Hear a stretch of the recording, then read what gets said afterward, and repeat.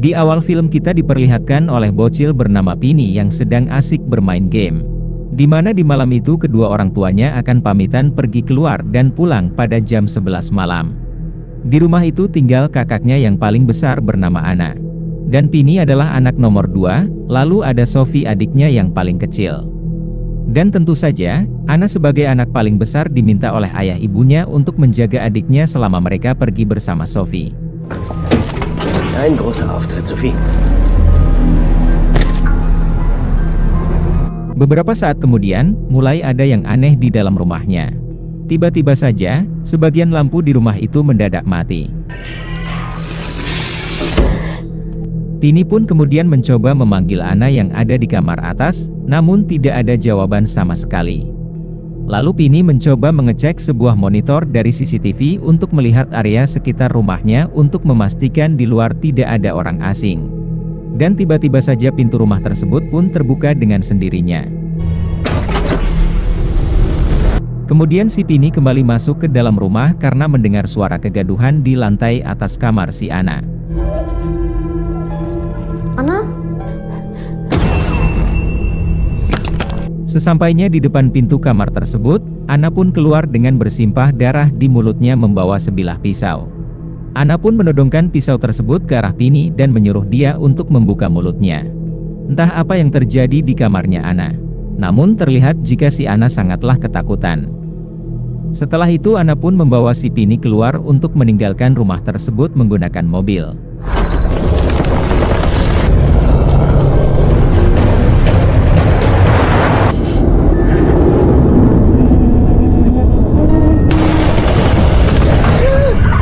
Di tengah-tengah perjalanan tiba-tiba Ana memberhentikan mobilnya di sebuah jembatan. Ana pun mengajak Pini untuk keluar dari mobil dan anehnya lagi ia juga mengajak Pini untuk melompat dari jembatan itu. Karena Ana yang terus menakuti Pini dan berkata mereka akan datang, Pini yang bingung pun menuruti perintah Ana. Lalu Ana pun menjatuhkan dirinya dan mencoba menarik Pini yang masih berada di atas jembatan. Pini yang bingung dan heran dengan perilaku Ana pada waktu itu, ia kemudian menendang si Ana hingga terjatuh dari atas jembatan itu.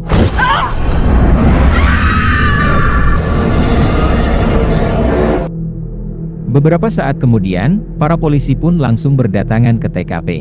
Di mana terlihat di sana si Pini yang masih syok karena kejadian tersebut. Lalu kedua orang tuanya pun juga datang dan mencoba menenangkan si Pini. Di sana mereka pun tak kuasa melihat kondisi Ana yang sudah tewas mengenaskan.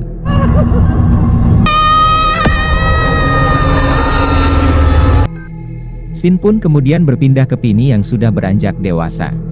Sejak kejadian itu, si Pini pun menjadi trauma dan kondisi psikologisnya pun sedikit terganggu. Ia harus diperiksa secara berkala setiap waktunya. Dokter yang memeriksanya bernama Dr. Stein. Tidak lama kemudian ibunya Pini pun datang untuk menjenguk kondisi anaknya yang terlihat semakin membaik. Ia juga diberikan beberapa pil oleh Dr. Stein. Di luar ternyata ada Sophie adiknya yang akan gantian untuk diperiksa. Keesokan harinya mereka pun berangkat kuliah bersama, karena kebetulan mereka kuliah di satu kampus yang sama. Saat itu Pini melihat ada wanita cantik bernama Samira. Tidak lama kemudian datang sahabatnya bernama Lena. Karena pada malam harinya mereka akan mengadakan pesta ala anak-anak kampus, di sebuah gudang yang sudah tidak terpakai.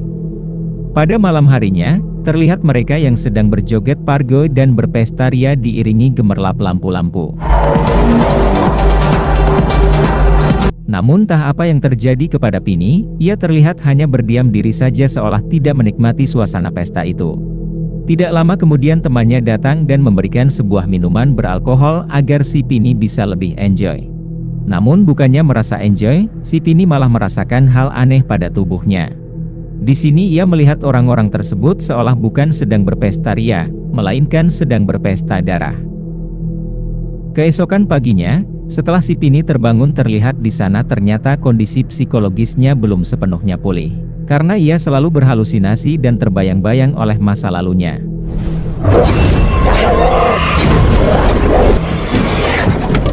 Geht's noch? Dan ternyata semua itu hanyalah halusinasinya saja. Karena yang ada di sana saat itu adalah si Sophie yang baru selesai mandi. Saat di kampus terlihat si Sophie yang sedang memarahi pacarnya yang bernama Ramin. Dan saat jam olahraga berlangsung, Ramin pun curhat kepada si Pini karena si Sofi akhir-akhir ini terlihat berbeda. Namun Pini pun berkata mungkin itu karena efek obat baru yang dikonsumsi oleh si Sofi itu. Dan di tengah obrolan mereka tiba-tiba saja Sophie? si Sofi yang mengalami mimisan pun tiba-tiba saja terjatuh dan langsung pingsan. Namun saat di rumah, si Sofi ini malah ngeyel, karena ia lebih mementingkan olahraga ketimbang waktu istirahatnya. Pada malam harinya, terlihat si Pini yang sedang menghampiri kamarnya si Sofi yang sedang tertidur. Namun tanpa ia sadari, sosok makhluk yang pernah menghantuinya sedang berada di bawah tempat tidur si Sofi.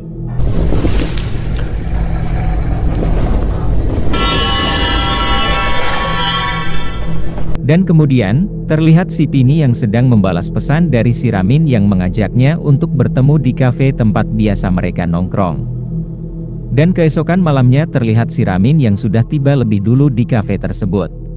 Namun tak lama kemudian, datang emak-emak genit yang mencoba untuk menggodanya. Namun saat si Ramin menghampiri si emak, terlihat di sana emak tersebut yang sudah terkapar.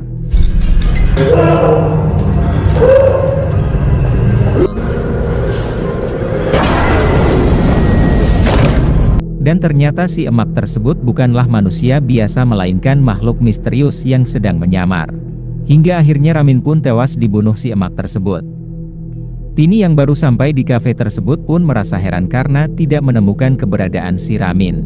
Di sana ia pun hanya menemukan obat si Sofi yang berada di atas meja. Pini pun lalu mencoba menghubungi si Ramin sembari berjalan mencarinya. Dan betapa terkejutnya saat ia menemukan si Ramin yang sudah tewas di atas mobil. Di sana, ia pun melihat sosok yang pernah membunuh Ana dulu, dan si Pini pun langsung kabur dari sana. Tak lama kemudian, ayahnya Pini pun tiba di lokasi yang sudah dipenuhi oleh polisi. Namun polisi mengatakan bahwa kematian si Ramin ini murni kasus pembunuhan atau kasus bunuh diri. Ditambah lagi karena mereka mengetahui jika si Ramin ini adalah seorang pecandu narkoba. Tapi Pini yang tahu kondisi si Ramin pun merasa tidak terima akan hal itu. Namun betapa terkejutnya saat Pini melihat bukti chat si Ramin yang tiba-tiba saja menghilang. Pada saat itu Pini mendapat kabar dari orang tuanya jika kakeknya sedang dirawat di rumah sakit karena penyakit lamanya kambuh. Mendengar hal itu, Pini pun langsung bergegas menjenguk kakeknya di rumah sakit. Mereka pun berbincang-bincang menanyakan tentang keadaannya sekarang. Hampir setiap malamnya Pini selalu meminum pil pemberian dari Dr. Stein. Karena ia ingin segera sembuh dari trauma yang pernah dialaminya. Saat tengah malam si Pini terbangun dari tidurnya dan mendengar ada suara orang di luar rumahnya. Karena penasaran ia pun langsung keluar untuk memeriksanya. Terlihat di sana keluarga mereka juga ada di sana, namun terlihat neneknya yang membuka bajunya. Begitu juga dengan ibunya dan Sofi. Si Pini yang masih penasaran pun kemudian mencoba melihat lebih dekat lagi dari arah yang berbeda. Si Pini pun semakin bingung dan berpikir entah apa yang mereka lakukan. Karena merasa ada yang aneh, si Pini pun mengambil kapak yang ada di dekatnya. Namun si Sofi tiba-tiba melihat ke arah Pini. Dan tiba-tiba saja ada sosok makhluk yang menyerang Pini di sana. Setelah tersadar terlihat si Pini yang sedang ditangani oleh Dr. Stein yang datang ke rumahnya. Mereka beranggapan si Pini hanya mengigau dari tidurnya dan atas semua yang dilihat oleh si Pini itu merupakan sebuah halusinasi saja. Hingga keesokan malamnya, saat si Pini akan meminum pil itu, ia melihat ada yang aneh dari dalam pil tersebut. Seperti ada sesuatu yang hidup di dalam pilnya. Karena penasaran ia pun membelah pil tersebut, dan melihat ada seperti cacing atau semacamnya. Keesokan harinya, ia menemui sahabatnya Lena dan memberitahu soal penemuan isi pil miliknya. Pini yang curiga dengan isi pilnya kemudian mencoba memeriksa di laboratorium kampusnya. Dan kebetulan ada salah satu dosen yang sedang bertugas di sana. Setelah diperiksa menggunakan mikroskop, dosen tersebut berkata bahwa itu bukanlah cacing melainkan sebuah jamur. Namun seharusnya jamur itu sudah tidak ada lagi sekarang, karena jamur jenis itu sudah sangat langka. Dosen tersebut pun lalu menanyakan, dari mana mereka mendapatkan jamur tersebut. Namun mereka mengatakan bahwa jamur tersebut mereka temukan di sebuah rongsokan saja. Kemudian dosen tersebut berkata, jika mereka ingin lebih tahu tentang jamur tersebut mereka bisa menghubungi seseorang yang bernama Eliska. Sebelum pergi mereka mencari tahu soal jamur tersebut di internet. Dan diketahui jamur tersebut biasanya digunakan oleh para dukun atau penyihir. Dan efek samping jika memakan jamur tersebut dapat bisa menimbulkan efek berhalusinasi. Pada zaman dulu jamur tersebut tumbuh dan sering digunakan para dukun atau penyihir untuk melakukan ritual menuju alam gaib. Karena dulu pemakaman jasad manusia masih menggunakan cara-cara tradisional. Namun karena perkembangan zaman pemakaman yang sudah modern membuat jamur tersebut menjadi langka dan sudah tidak ditemukan lagi. Kemudian, Pini dan Lena pun datang menemui Eliska. Diketahui bahwa Eliska ini merupakan seorang ahli di bidang tumbuh-tumbuhan langka. Mereka pun berniat menanyakan dan memperlihatkan tentang jamur tersebut. Saat Eliska melihat jamur tersebut, tiba-tiba saja terlihat raut wajahnya seketika berubah. Ia pun langsung mengajak mereka masuk ke dalam rumahnya. Pini pun memberitahu jika jamur itu berasal dari pil yang sudah dikonsumsinya. Eliska pun juga mengetahui dampak yang akan terjadi oleh orang yang memakan jamur tersebut. Dan benar saja, saat Eliska memegang tangannya Pini, di sana ia pun bisa melihat bayang-bayangan itu. Ternyata Eliska ini juga merupakan seorang dukun yang tahu sejarah dari jamur tersebut. Eliska khawatir karena ia melihat ada energi negatif di sekitar Pini. Dan ia juga tahu jika jamur tersebut bisa membuka gerbang para roh jahat. Singkat cerita, malam harinya Eliska dan lelakinya datang ke rumahnya Pini. Dan kebetulan pada saat itu kedua orang tuanya Pini yang sedang keluar. Dan di sana juga sudah ada Lena dan Samira. Samira yang tidak tahu apa-apa sebelumnya, ia hanya menuruti saja apa yang diperintahkan oleh Eliska. Mereka di sini berniat akan melakukan ritual pengusiran iblis yang ada di rumahnya Pini. Setelah melihat-lihat keadaan di rumahnya Pini, ritual pengusiran roh jahat pun dimulai. Di sini Eliska memberitahu, apapun yang mereka lihat nantinya jangan sampai mereka terpengaruh oleh tipu daya si iblis. Dan jangan pergi dari kursi yang mereka tempati. Setelah Eliska memanggil iblis yang ada di sana, akhirnya iblis tersebut menampakkan dirinya. Tiba-tiba muncul kepulan asap iblis yang menghampiri mereka. Namun di sana mereka pun tetap mencoba bertahan dari gangguan iblis tersebut. Kini terlihat iblis tersebut mulai menyerang kepada Eliska. Namun tiba-tiba lampu di ruangan itu menyala karena kedua orang tuanya Pini datang dan melihat mereka yang sedang berkumpul di sana. Tentu saja hal itu membatalkan ritual tersebut. Walaupun membuat wajahnya Eliska terluka, namun akhirnya mereka pun membubarkan diri dari sana. Meskipun ayahnya melarang Pini, namun Pini memilih ikut pergi bersama Lena dan Samira.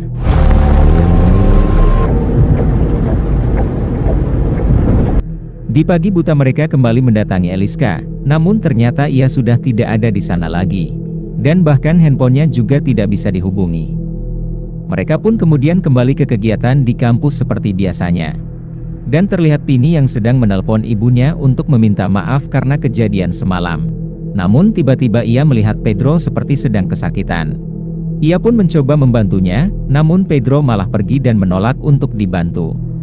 Pini pun melihat bekas muntahan Pedro dan sama persis dengan apa yang sudah dialaminya. Kemudian terlihat Pini, Lena dan Samira yang sedang berbincang di luar gedung kampus. Namun tiba-tiba mereka digegerkan oleh Pedro yang berdiri di atas gedung kampus sambil memegang pisau dan memasukkan pisau itu ke dalam mulutnya. Tidak lama kemudian Pedro pun menjatuhkan dirinya dari atas gedung kampus itu.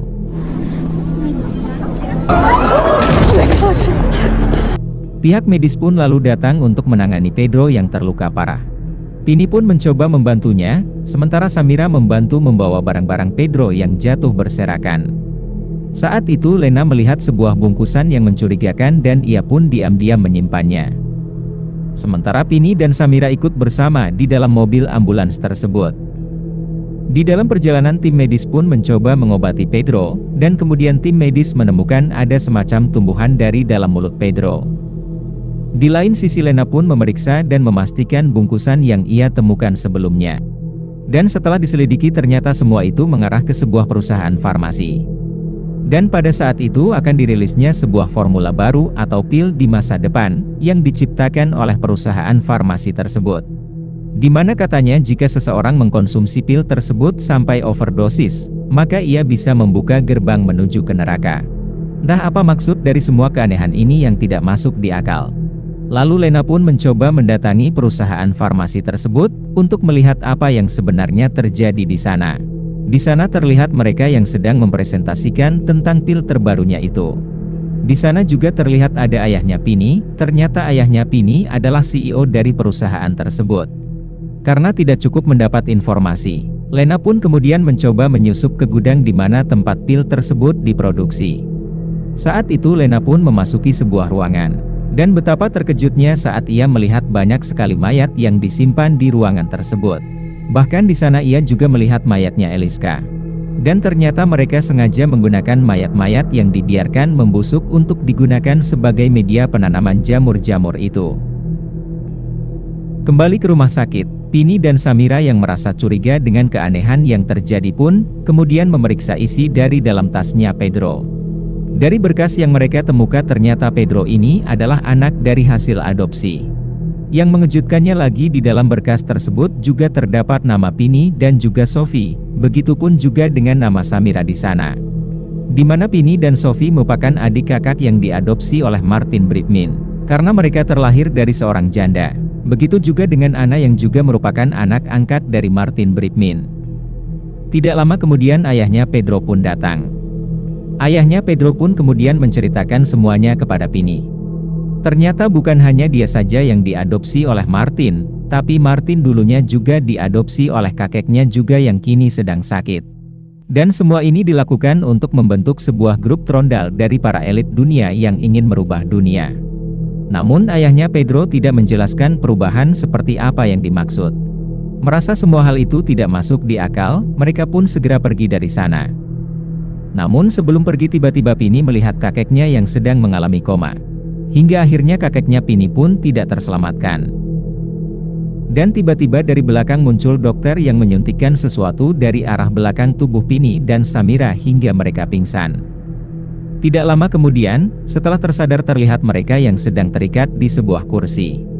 Di sini diketahui ternyata Dr. Stein juga salah satu anggota dari sekumpulan grup tersebut. Pini pun kemudian dibawa ke sebuah ruangan rahasia, di mana di dalam ruangan tersebut terdapat banyak simbol-simbol makhluk halus atau iblis. Setelah itu terlihat di sana juga sudah ada Sophie dan kedua orang tuanya Pini yang sudah menyambut Pini. Jadi ternyata si Pini selama ini dirawat dengan baik oleh orang tuanya karena ia akan dijadikan persembahan untuk sang iblis. Di mana setiap persembahan yang diberikan kepada iblis tersebut akan memberikan hak istimewa untuk setiap anggotanya. Mereka pun sudah sejak dulu merencanakan semuanya itu. Berawal dari pil yang berisi sebuah jamur yang dikonsumsi Pini. Dengan Pini meminum pil tersebutlah maka dapat membuka jalur untuk iblis masuk ke dalam tubuhnya Pini. Di sana juga sudah ada jasad kakeknya. Dan tidak lama kemudian mereka pun mulai mencoba memasukkan jamur ke dalam mulutnya Pini.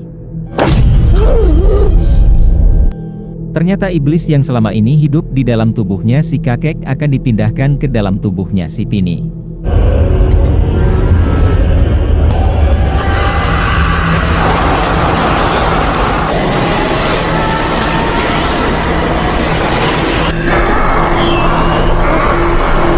Dan kemudian sang iblis pun perlahan mulai masuk ke dalam tubuhnya Pini. Namun tiba-tiba Lena pun datang menghentikan aksi mereka untuk menyelamatkan Pini. Lena pun membakar jasad mereka semua dan segera menyelamatkan Pini.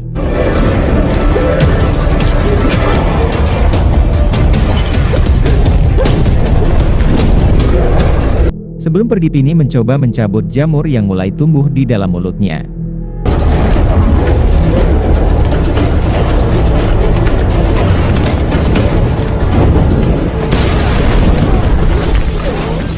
Samira yang berhasil keluar pun langsung bergegas mencari mobil untuk membawa mereka kabur dari sana. Namun sebelum pergi ia melihat arwah Sophie yang memanggil Pini untuk tidak meninggalkannya. Namun Pini pun sudah tidak percaya lagi. Ia pun menyuruh Samira untuk menabrak si Sophie.